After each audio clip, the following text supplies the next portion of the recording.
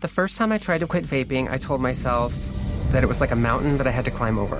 And once I got to the other side, it would be clear. But I couldn't make it over. What really got me to quit was my little sister. I saw her vaping. So I was back in the mountain, but this time, she was up there with me. It's weird what you can do for others that you won't do for yourself. Every attempt is part of your story to quit for good. Call the California Smokers Helpline today at 1-800-NEW-START. It's the new year and you're looking to get a new car. Then head to Toyota's We Make It Easy sales event to find incredible deals on many of Toyota's most popular models, like Camry, Camry Hybrid, Corolla, Corolla Hybrid, Prius, Prius Prime, and even Highlander Hybrid. You'll find great ways to save with low payment leases and low APRs, not to mention huge cashback offers. So see your Toyota dealer today. We make it easy. Toyota, let's go places. Hello, everyone, and welcome to the Jeffrey Epstein Show. I'm your host, Bobbycapucci, and this is a morning update. What's going on, everybody? So I've had a lot of people ask me about the pictures that I post on Twitter, and some folks were asking if those prints were for sale. And the good news is they most certainly are. I have a profile set up on Pickfair where you can go over and purchase some of my prints. Right now I have 4 prints on there, I believe, and by the end of the day today, there will be 12 or so on there. So make sure that if you're interested in some of those pictures and you've sent me a message before asking about them, well, they will be there now for purchase if that is something you are interested in. Now, as you all know, I really don't have much to sell you as far as the Jeffrey Epstein case goes. I'm not writing any books or any of that stuff at all. It's just with the pictures, it's something that I've always really enjoyed doing, right? And now that Pickfair has a place where I could just post my pictures the same as I would on like Instagram or something, and it gives people the ability to purchase them if they'd like, I think that's a pretty cool deal. So if you're interested in those kind of pictures, landscape pictures, pictures of, the great Southwest, mainly Nevada, Arizona, Utah, Southern California, national parks all across the West Coast, that kind of stuff. If you're interested in that, the link to the Pickfair page will be in the description box, along with the link to this article that we're going to get into and to the PayPal if you're looking to help out the podcast. All right, so on to today's article. We're going to talk a little bit about this article in the New York Post about Glenn Dubin and the subpoena from the Virgin Islands. Now, we were way ahead of the curve here, right? OK Magazine and Chris Spargo talked about this a couple of weeks ago. And like I've said, Chris Spargo over at OK Magazine has been all over this. And they've done a fantastic job with the news that's coming out of the Virgin Islands. And Chris especially deserves a tip of the cap, no doubt about it. Him, Kate Bricklet, those are two of the journalists that have been covering this case that really stand out to me, that have done a fantastic job. And I think that it's pretty telling that OK Magazine and Chris Spargo are so ahead of the curve when it comes to this subpoena situation. Now, the New York Post is usually way out ahead of things when it comes to page 6 kind of reporting. But this comes a few weeks after we had originally learned about this. The reason I'm adding it to the catalog this morning is, like usual, we'll get some context and perhaps we'll glean a little nugget or two that we missed the first time around. So we're going to talk about bitch-ass Glenn Dubin and the fact that him and his wife were a lot closer to Jeffrey Epstein than they'd like to let on. And now Denise George, man, I almost just called her Denise Richards. Denise George down in the Virgin Islands, the attorney general down there, she is involved in a civil RICO case right now against Epstein and his estate. And she has fired off all sorts of subpoenas to Glenn Dubin in relation to Glenn Dubin's children and their relationship with Jeffrey Epstein. So shit's getting hot and heavy down in the Virgin Islands, as we have known.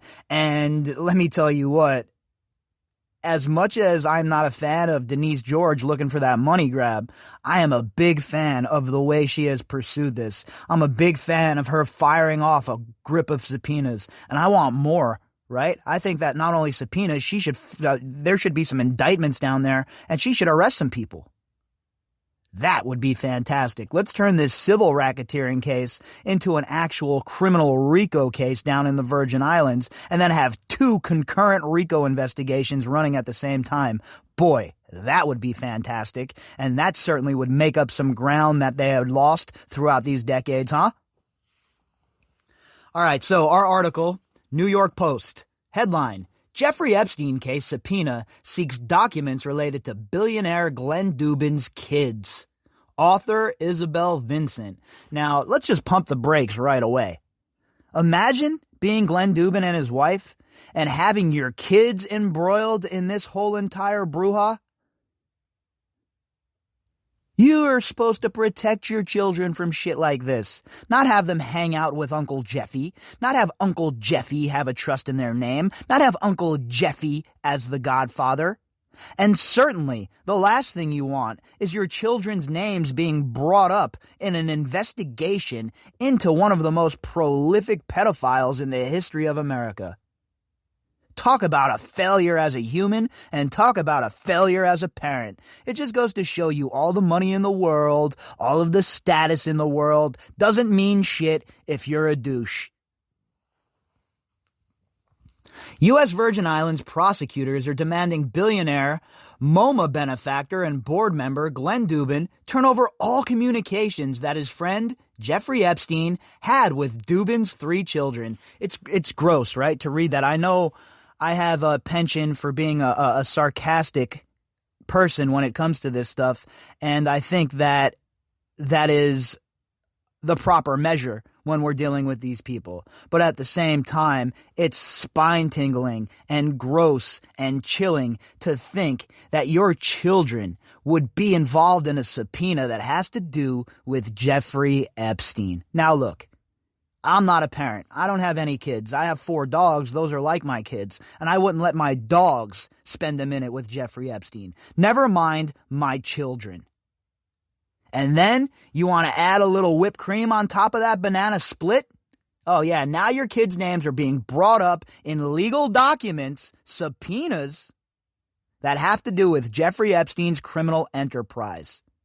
Glenn Dubin, Eva Dubin, you both suck as human beings and, obviously, as parents. A subpoena seeks all documents and communications related to any of your 3 children, May, Selena, or Jordan, which also relate in any way to Jeffrey Epstein or any Epstein entity. This is how you put the pieces together, folks. This is how you build a case. Remember when I told you that RICO is very invasive and that RICO charges are far-reaching, meaning even people in your family can get caught up in it? Well, you're seeing it here, but in a civil version. Now, the criminal version of this is even worse, even more draconian. You ask me how I know? Well, I've experienced it firsthand in my life. I've had a loved one face RICO charges. I've had a loved one look at 100 RICO charges, all right? And that's what they do. They throw a bunch of RICO charges at you. And then they go after the people that you loved, anybody you might have given money to. They'll tap your children's phones. They'll do all sorts of wild shit when they have RICO power. And you see that here when they're bringing up the names of his children, and it's just the part and parcel for how a RICO investigation is conducted. And once the FBI gets their teeth sunk in on a RICO investigation, at least to regular folks. All right, Italian folks anyway, right? Because I can only speak about my experiences and what my people have dealt with. So when they start with that RICO shit, forget it. It doesn't matter if you're a 16-year-old kid walking home from school. They're going to try and hem you up and ask you about your loved one, try and put you in the back of that car. They're going to try and threaten you. They're going to try and tell you that your parents are going to go to jail if you don't talk to them. And this is the kind of shit the FBI does against us, the average citizen.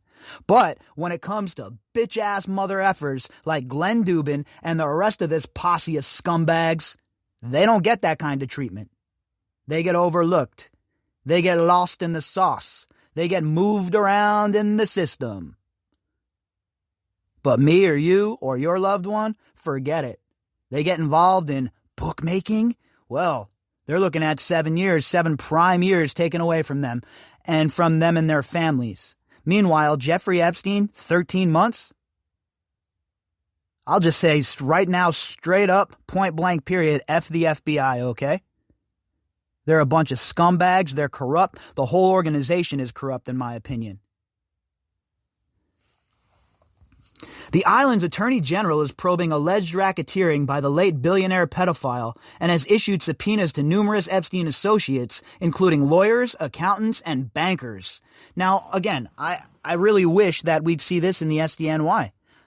And I think we're going to once we get another arrest, if we get another arrest. But I'm on record saying that if it doesn't go RICO, then, in my opinion, the fix is most certainly in. And that will be the most telling sign that the elite are once again protecting the elite. This is a RICO case if I have ever seen one. And we have the proof right there in the pudding with Keith Raniere getting himself 120 years under RICO and racketeering. Allison Mack gets charged with racketeering and RICO, but Ghislaine Maxwell doesn't. It doesn't sit well with me. And if it doesn't go RICO, then you know for a fact that the fix is in, and I will definitely be on every mountaintop yelling even louder than I am now about the corruption in the government. And for those of you who think that Joe Biden is going to ride in on his white horse, swinging his sword and cutting down all of the orcs of evil around us, folks, I got bad news for you. Meet the new boss, same as the old boss. The idea is to stop sending people like Biden to D.C. And I get it, right? A lot of people hate Trump, and this was a referendum on Trump, and I understand completely. But at the same time, you must stay vigilant. Just because Biden has been elected as the president-elect of the United States of America doesn't mean that we all throw up our hands and say, all right, things are going to go back to normal. Everything's good. Nothing is good. Nothing is normal. We've had a look behind the curtain now, folks. We can't go back. It's only moving forward now. There is no retreating. There is no regrouping. There is forming a vanguard and smashing hard right into the heart of the elite's lines and crushing them and putting them on their back foot and making them scatter for once. And that's going to happen if we do it. No politician's going to save us, Joe Biden or otherwise. One of you out there in the audience, run for office, you might save us. One of you good-hearted people with a moral compass who understands that the work of the people is more important than enriching yourself, you might save us. But none of these retread-ass politicians are going to save us, just like none of these asshole coaches who have never succeeded anywhere in the NFL are going to make a team succeed magically when they get hired again. Epstein, who hanged himself, allegedly, in a Manhattan lockup last year, had openly declared his plans to marry Selena Dubin, sources told Business Insider last year. Epstein and Selena developed an especially close relationship when Selena was 12, and it continued into adulthood, according to the Palm Beach Post. The whole thing was weird, right? This whole thing with Selena Dubin and Jeffrey Epstein, always odd in my opinion. I mean, why in the hell, as an adult, as a parent, would you have this little kid calling Jeffrey Epstein Uncle Jeffy, sitting on his lap? You know what he was. Hell, after he was arrested, you had him over for some good old turkey dinner. Meanwhile, you're going to try and distance yourself from Jeffrey Epstein? You're going to try and act like you weren't one of his top dogs? And that your wife wasn't his chick back in the day? Who knows? You guys might have still been doing the same kind of thing. You might have still been, well, who knows what kind of relationship these people had. Maybe they were involved in a throuple. Who the hell knows? My point is this. They were very, very close to Jeffrey Epstein. Selena wrote glowingly of their weekly science lesson when Uncle Jeff, as she calls him, takes time from his personal business schedule to go over to her apartment and discuss science and mathematics lessons she is learning at school, reported the newspaper, citing a profile prepared by Epstein's lawyers in 2007, the year they negotiated a non-prosecution agreement that allowed him to avoid federal sex trafficking charges. So the most ironic thing about this is that the Dubins themselves opened their mouth in this can of worms by writing this glowing report for Jeffrey Epstein. They involved their daughter. They brought their kids into this. And they were the ones who put their kids in jeopardy, in my opinion, by having them around a scumbag like Uncle Jeffy Epstein. There is no evidence that Epstein ever had a romantic relationship with Selena, now 25, according to Business Insider, adding that his motivation to marry her might have been driven by his desire to leave her his fortune and avoid inheritance taxes. That makes no sense, okay? Sorry, really? Jeffrey Epstein, Mr. Scumbag extraordinaire himself, couldn't have found a way to launder that money to marry her. That's why he wanted to marry her? No, let's stop making excuses for these people. He wanted to, quote unquote, I'm using air quotes right here, folks. You can't see me, but that's what I'm doing. He wanted to marry her? No. He wanted to be romantically involved with her. He wanted to abuse her, and he wanted to do what he did with every other young teenage girl he came into contact with. All right, let's not sugarcoat it anymore. Let's not cut corners. Let's not act like Glenn Dubin and his wife deserve the benefit of the doubt. They do not. Look, this isn't like a regular case, right? Where everything's happening in real time and shit's convoluted and we don't know up from down. There's spin, there's propaganda. Of course there's that. But we've had plenty of years to go through all of these details with a fine-tooth comb. We've had plenty of time to compile these articles. And we know from the articles that we have read about Glenn Dubin and his wife that they are scuzzbags and that they are very much involved with Jeffrey Epstein on an intimate level. No pun intended. The subpoena, which was filed in Virgin Islands Superior Court in September, is also seeking all financial records between Dubin, who is married to Epstein's former beauty queen girlfriend, Eva Anderson Dubin, and Epstein. It also seeks all documents and communications with a Swedish female traveling with or employed by Epstein. That's huge. That is the little girl that cried to the guy in Dubin and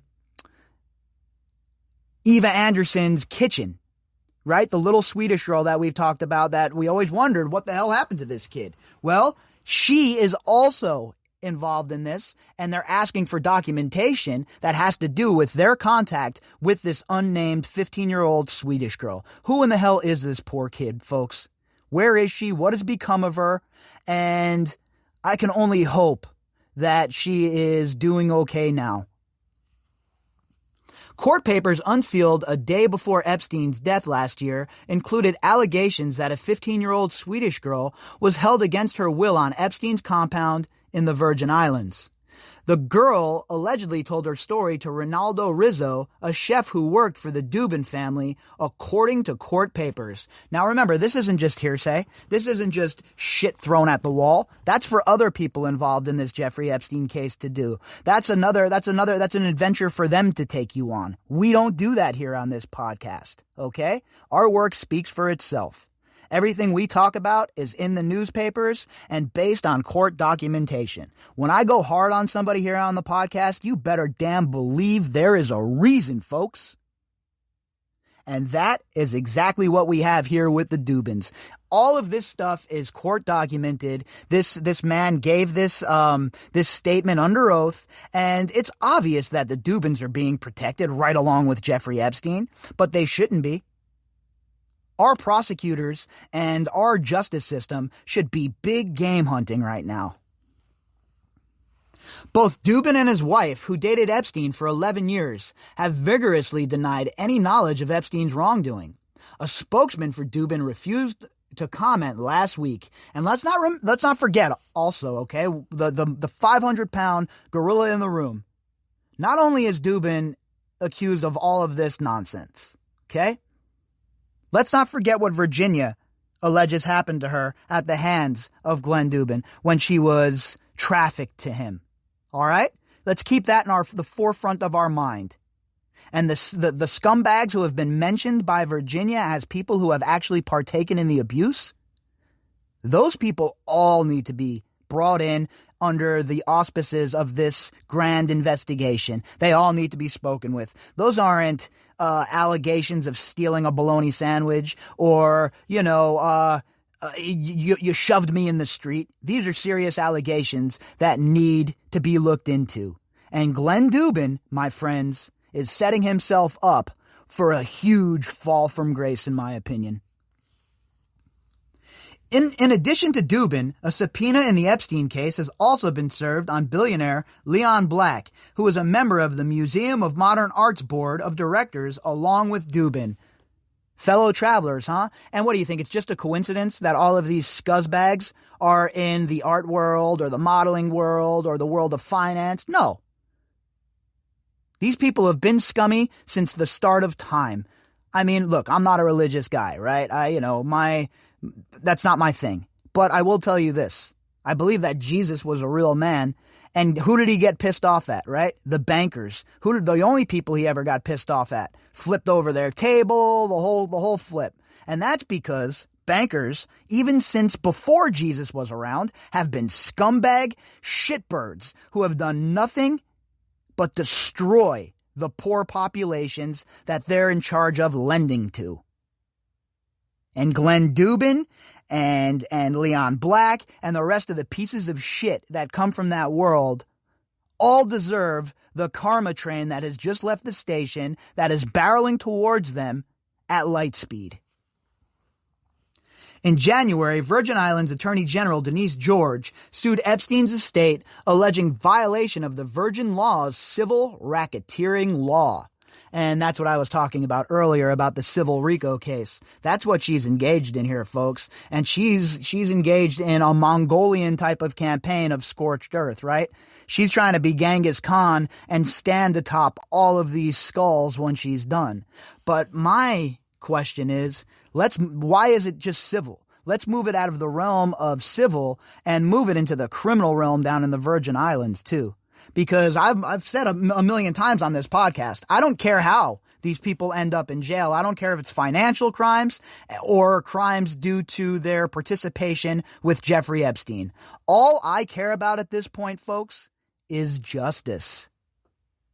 If you'd like to contact me, you can do that at Bobbycapucci at protonmail.com. That's BOBBYCAPUCCI at protonmail.com. You can also find me on Twitter at BOBBY_CAPUCCI. All of the links that go with this episode can be found in the description box. And to everybody who has donated to the podcast and who has supported my work, I appreciate you all more than you will ever know.